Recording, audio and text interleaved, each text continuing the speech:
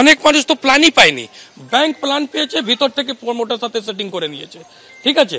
তো লোক ভাবছে ঠিক আছে, এবার লোক গিয়েছে বড়োতে, ওখানে নিজের মিউটেশন করে ট্যাক্সও ভরছে, তো লোক কি ভাববে कि हाँ सब কিছু ঠিক আছে, ঠিক আছে। কিন্তু আজকে ডেটের মধ্যে কালকে কিছু যদি হয়, যে ভাঙাও যায়, শুধু মানুষ যাবে, ওর যে মানে সারা জীবনের যে কামাই করে যে টাকা থেকে কিনেছে ওর পুরো টাকা যাবে, প্রমোটার পুরো গায়েব, গভর্নমেন্ট নিজের হাত উঁচু করে দেবে।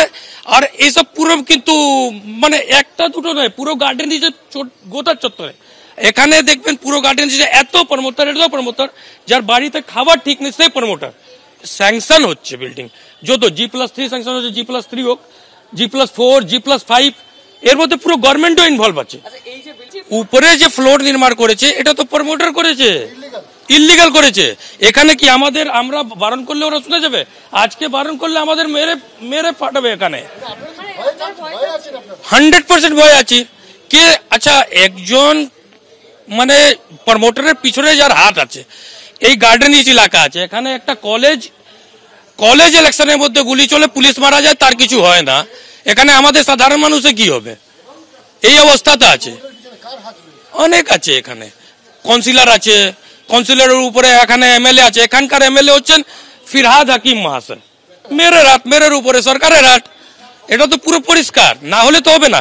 আপনি দেখুন, আজকে বড় আমাদের থেকে ট্যাক্স দিচ্ছে, তো ট্যাক্স দিচ্ছে উইদাউট চেকিং করে ট্যাক্স দিচ্ছে। ও তো ট্যাক্স দিচ্ছে, তো ওখানে অ্যাড্রেস যাচ্ছে কি হ্যাঁ এই প্রপার্টির জন্য আমি মিউটেশন করছি। তো এই প্রপার্টি উনি যখন প্ল্যান দিয়েছেন ওনার কাছে জানা নেই কি অ্যাকচুয়ালি এই প্রপার্টি এক্সিস্ট করে কি করে না। যত সময় গড়াচ্ছে অবশ্যই আরো আশঙ্কা বাড়ছে, তার কারণ এখনো নাকি দুজনের খোঁজ পাওয়া যাচ্ছে না।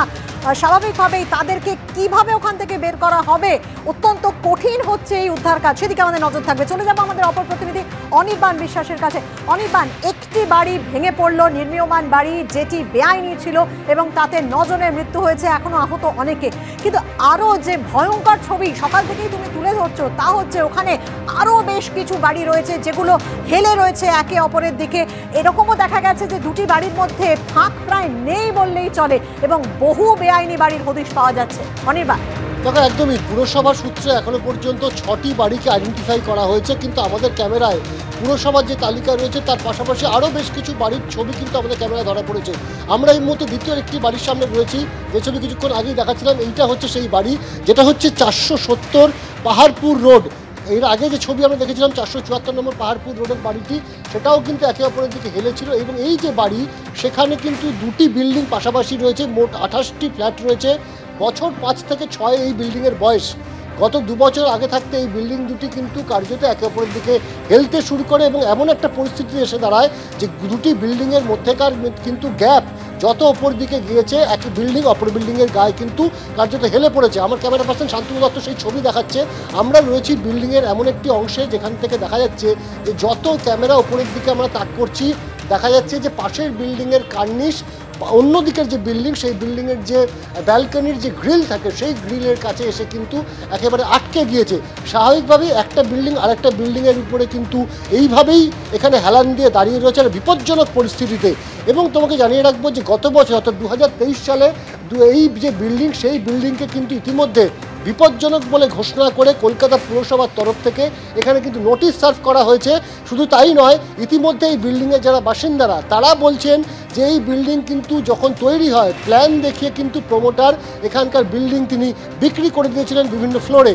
এবং G+3 এই বিল্ডিং থাকলেও পরবর্তী কালে কিন্তু এই বিল্ডিংয়ে আরও একটি তল সেটা কিন্তু তৈরি করা হয়েছে, অর্থাৎ সেটা কিন্তু সম্পূর্ণ ইল্লিগাল, এমনটি কিন্তু বাসিন্দারা বলছেন। অর্থাৎ এখানেও বেআইনি নির্মাণ, একেবারে স্পষ্ট ছবি। অনির্বাণ, তুমি আমাদের দেখাচ্ছ ভয়ঙ্কর ছবি, দেখাও তুমি। যেরকম বলছো যে এখনো পুরসভার তরফ থেকে নোটিশ তো টাঙানো হয়েছে, কিন্তু বলছো 5 বছর আগের বাড়ি।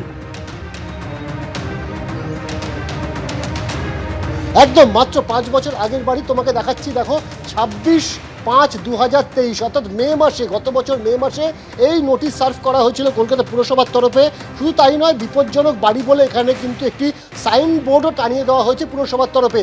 এবং G+3 এই বিল্ডিংয়ের অনুমতি থাকলেও সেই বিল্ডিংয়ের ওপরে যে তল সেটি কিন্তু অবৈধ এবং বেআইনিভাবে তৈরি করা হয়েছে এমনটা অভিযোগ করছেন এখানকার বাসিন্দারা। এবং তাদের যেটা অভিযোগ যে এই যে বিপর্যয় পাহাড়পুর রোডে ঘটেছে, যে বিপর্যয়ের যে ইতিমধ্যে 9 জনের মৃত্যুর ঘটনা ঘটেছে এবং বেশ কয়েকজন হয়তো এখন আটকে থাকতে পারে এমন আশঙ্কা রয়েছে, এই ঘটনা না ঘটলে সংবাদ মাধ্যম যদি এখানে না পৌঁছতো তাহলে কিন্তু দিনের পর দিন এই রকমভাবেই অবৈধভাবে বিভিন্ন তল উঠতে থাকে এবং এরকমভাবেই কিন্তু এমন বাড়ি তৈরি করা হয় যে বাড়ি কিন্তু একে অপরের দিকে হেলে পড়তে থাকে।